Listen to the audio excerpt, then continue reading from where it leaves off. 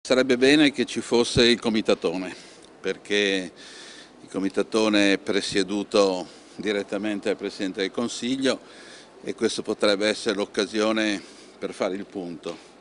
Innanzitutto sul completamento del Mose, che ha bisogno ancora di un po' di risorse, secondariamente sulla società che dovrà gestire il Mose, perché ricordiamoci che sarà quella che gestirà la manutenzione di tutta la laguna. Tutte le risposte ai quesiti posti dal sindaco Luigi Brugnaro dovrebbero arrivare dal Comitatone, nome con cui informalmente viene chiamato il Comitato Interministeriale per la Salvaguardia di Venezia, guidato dal Presidente del Consiglio.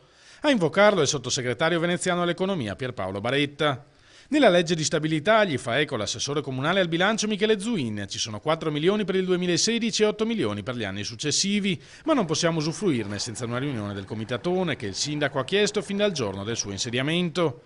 In ogni caso si tratta di briciole rispetto a quanto effettivamente servirebbe. Serve quindi una nuova legge speciale che sia pensata con una logica diversa rispetto a quella del passato. Ci vorrebbe un qualcosa che consentisse a ricchezze che arrivano dai turisti e quant'altro, invece di girarle allo Stato, di mantenerle sulla città, per cui una compartecipazione dell'IVA o sull'IVA che si può creare da un anno all'altro in surplus rispetto al precedente, insomma trovare dei meccanismi anche cosiddetti di autofinanziamento senza bisogno di ricorrere ogni volta ad andare sulla legge di stabilità e prevedere dei fondi, per cui sicuramente anche questa è un'alternativa per continuare a dare dei flussi di denaro sicuri alla manutenzione della città.